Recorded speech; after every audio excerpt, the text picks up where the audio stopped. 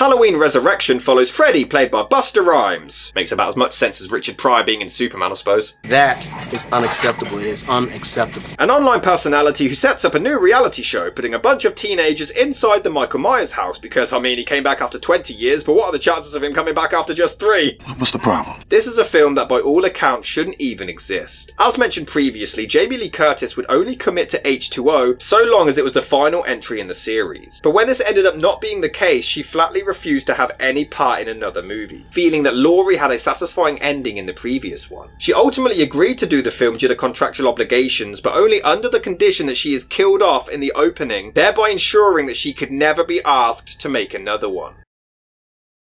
How'd that work out for you?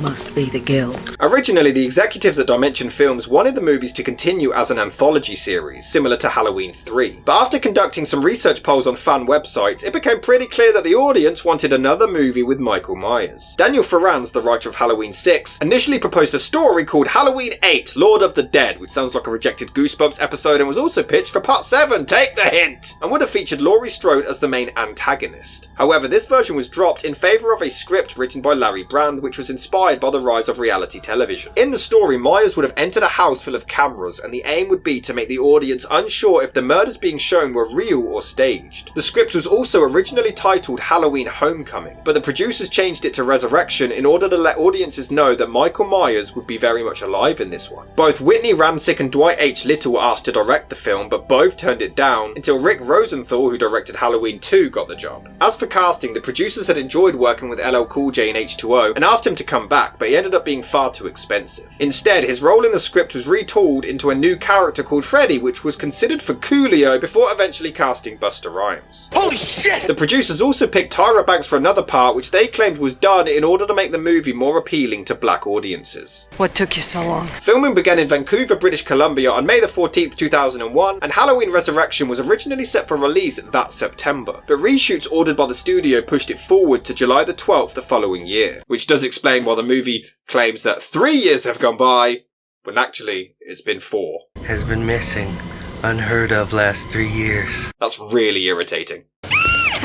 When it finally did come out, not only did it underperform at the box office with a worldwide gross of just $37 million, but critics and fans alike ripped the film to shreds, with it being universally dubbed as the worst entry in the entire franchise and one of the worst movies ever made. Jamie Lee Curtis disowned the film, calling it a complete joke, whilst John Carpenter said, "I watched the one in that house with all the cameras. Oh my god. Oh Lord God." And then the guy gives the speech at the end about violence. What the hell? Oh my lord. I couldn't believe it. Oh my god. Despite this, there were still plans to produce another movie called Halloween Retribution, where Josh Hartnett would have reprised his role as John Tate to seek revenge for his mother's death. But in the end, the film's critical and financial backlash, along with longtime producer Mustafa Ricard passing away in 2005, pretty much killed off any plans for a follow-up. So in this film's universe, Michael Myers kills his sister Laurie in the opening scene and then just lets his nephew go about his life. Doesn't try to hunt him down or anything. He's never even mentioned. But for now, let's address the infamous plot twist to explain how Michael Myers is very much alive in this one.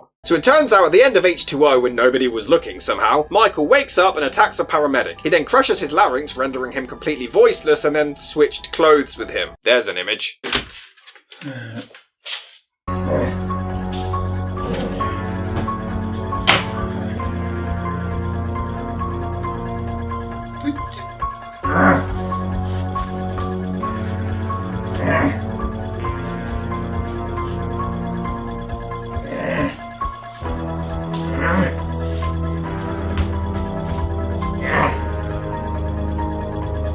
Do I help you or... So it was actually the paramedic that Laurie accidentally kills, and she's now racked with guilt and in an insane asylum. Where the hell do I begin? How the hell did Michael actually pull this off in a crime scene with nobody spotting him switching places? How is he casually able to walk around wielding a massive knife without anybody questioning it? How is any of this remotely possible? This means that this is an ordinary man, no Michael Myers superhuman strength. This is a regular dude. And yet he wakes up in an ambulance and, he instantly clearly tries to attack Laurie here. So how is it not Michael Myers? Why did he try to attack her? He's clearly not trying to get help. He then gets launched through the windshield and survives, gets hit by the ambulance and survives, takes a tumble down a hill and survives, gets trapped between the ambulance and a tree and survives. What is is he, Popeye? Did he eat his spinach that day? How the fuck did he survive all of that? And it also makes no sense in this film because as he's about to be killed, apparently, she really thinks dropping him off this roof will kill him considering all of the other shit he's already survived. Are you afraid to die, Michael? Bitch, please, done it 5 times just this week. But Michael pretends to have a panic attack like the paramedic did to make Laurie second guess it, but how the hell did Michael know that the guy did this? He was nowhere around at the time. And why does Laurie even fall for it? What, she thinks it's the same paramedic again? The one that she decapitated? Or does she think that Michael might switch bodies with another regular person? You know what, she deserves this death. Especially for kissing her own brother on the lips, the weirdo. This is the worst plot twist in movie history. None of it makes sense and they should be ashamed of themselves. Although this transition is pretty good, and for the brief scene she's in, Curtis does do a great job. Why is this patient in lockdown? They didn't tell you about Laurie Strode? No. You must have heard of her. Sister of Michael Myers? Michael Myers, the serial killer? How the hell does she not know the name of Michael Myers' sister, especially considering she's in their hospital? But they do manage to maintain the consistency with the boring ass kills, even if Myers is back to being a ridiculous Terminator.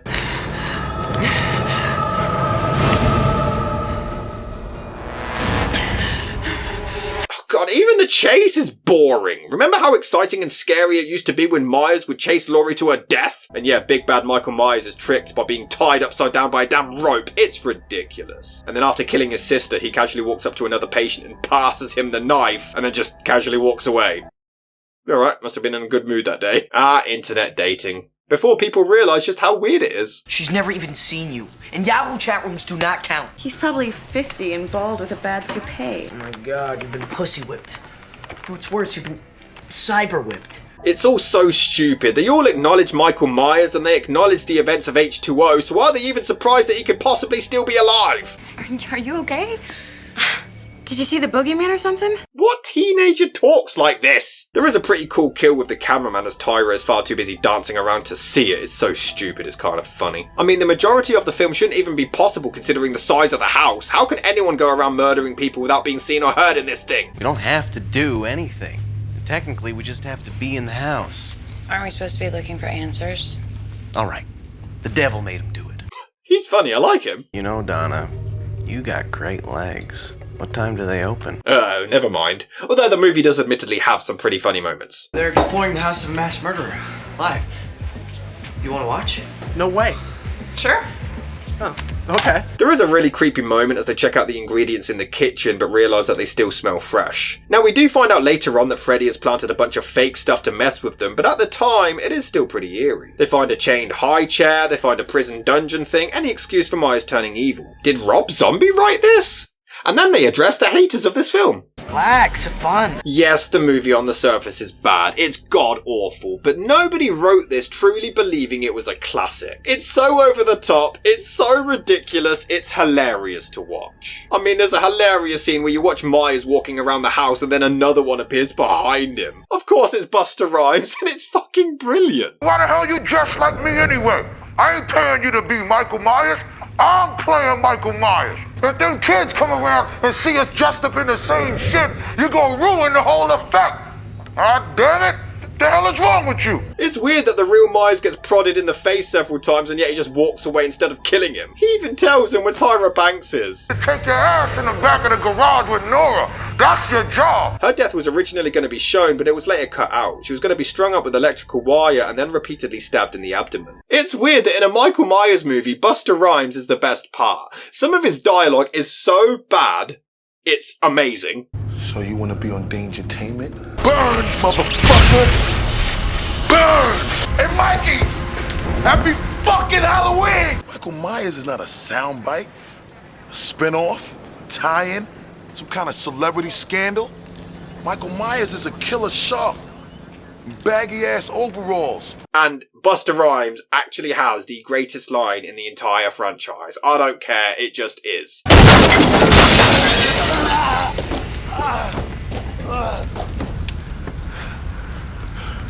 Trick or treat, motherfucker. That's amazing. I mean, it's Busta Rhymes using martial arts on Michael Myers. What more do you need? Meanwhile, one of the characters, Sarah, played by Bianca Kowalik, is cyberdating a guy known as Deckard. He is pressured to go to a friend's party, but he still feels confident enough to just go on their computer to start watching the live stream.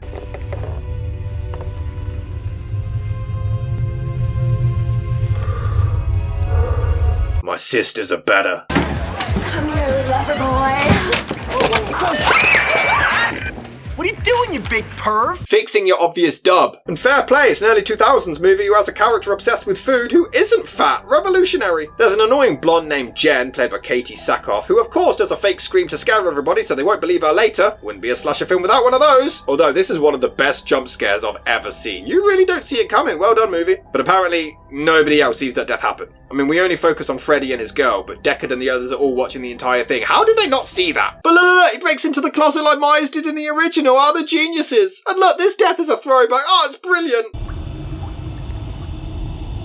Hey, you think they kept him down here? I heard he was roommates with some dude called Corey or something. But nothing turns these guys on more than the dungeon of a spooky old gross house. I guess Myers is continuing his teleportation skills as he goes from upstairs with Busta Rhymes to down in the sewers in a jump cut. She does end up finding Myers' real hideout with real things he's eaten, but my question is, how did Freddy not notice all of this when he was setting up cameras or the fake props earlier? And how does the camera's feed to the internet still work down there? It is a pretty cool shot of Myers in the dark though, with the audience reacting to Michael Myers and H2O. It is a pretty cool death as she gets impaled, and the kids of course all think it's fake, but based on the camera position they wouldn't have seen what actually happened anyway. And it wouldn't be an early 2000s flick without the kids getting high, but I can't lie, this shot is fucking awesome. But Sarah's acting isn't the best. Sometimes she's alright, but other times she's really bad. I've seen a lot worse though, in the same franchise, but then she becomes really bad. Master! This is for Jen! This is for Rick!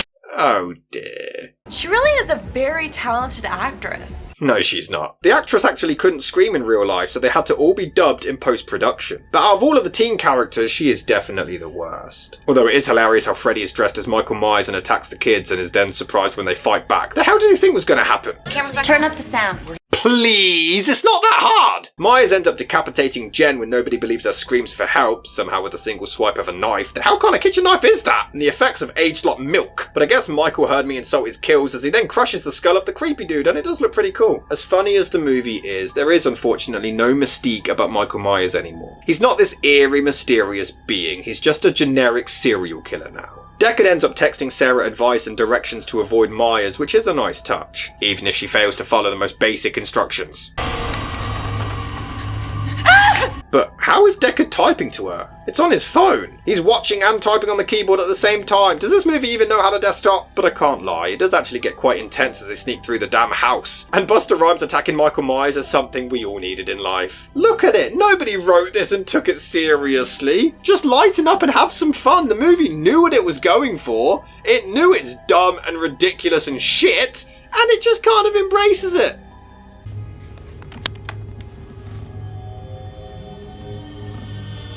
That's helpful, could have told her where. Brilliant, you're a load of good, mate. But Freddy does end up sacrificing himself to Sarah, which is nice. But then he comes back and electrocutes Michael Myers in the nuts. And Michael Myers just roared. Michael Myers just roared! How does it feel now that it's all over? What makes you so sure it's over? The box office failure? 4 alternate endings were actually written during production so that the cast were never sure how the film was actually going to end. And the director wanted the studio to ship a different ending to each theatre, similar to the release of Clue back in 1985, but this idea was shot down by the studio. One of the endings was Michael to die in the burning house, only to be discovered by firemen the next day before collapsing into ash. Instead, after everything Myers has survived, they still try to give him an autopsy, and the characters just never learn before he wakes up for another cliffhanger that is never touched upon again. Is this the worst one? Not by a long shot. No way. 3 is worse, 6 is worse, both versions. 2 might even be worse. It's so boring. And Halloween Resurrection is anything but boring. It's a complete mess. None of it makes sense. All the wrong decisions are made and it destroys all credibility in the franchise. But fuck me. It's a blast to watch this dumpster fire take place. It's hilarious how bad it is. It is one of the greatest guilty pleasures I have ever seen. Busta Rhymes genuinely is incredibly entertaining no matter how absurd he or his lines are. The film is complete shit, but it's shit in the best way possible. Completed it, mate. Now I suppose I should get out of here.